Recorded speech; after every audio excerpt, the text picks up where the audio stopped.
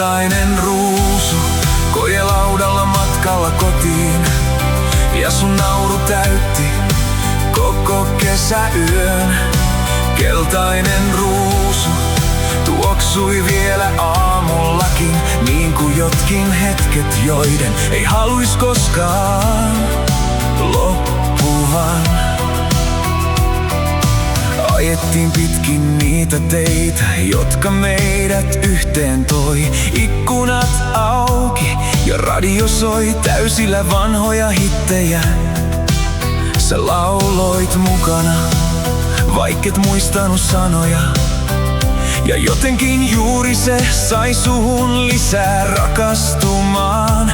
Joskus toivon, et pääsisin vielä kerran siihen autoon.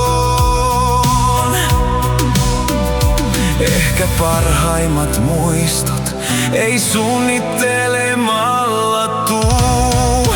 Keltainen ruusu kojelaudalla matkalla kotiin, ja sun nauru täytti koko kesäyön.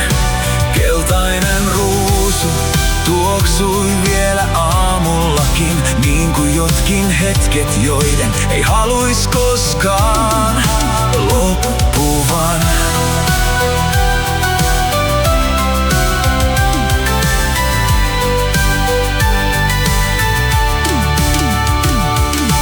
Yötuli liikutti sun hiuksia hiljaa, ja kaikki kiire jäi jonnekin kauas. Sä sanoit, että joskus onnellisuus on ihan siinä, kun ei tarvi olla missään muualla.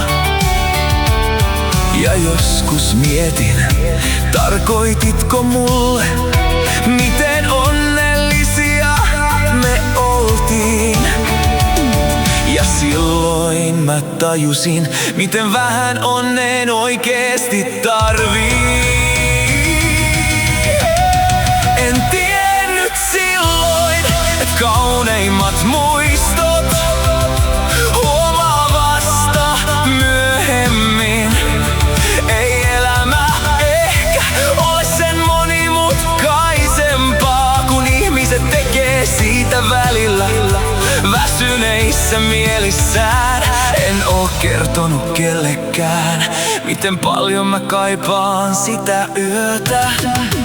Keltainen ruusu kojelaudalla matkalla kotiin, ja sun nauru täytti koko kesäyön. Keltainen ruusu tuoksui vielä aamullakin, niin kuin jotkin hetket, joiden ei haluis koskaan loppuvan.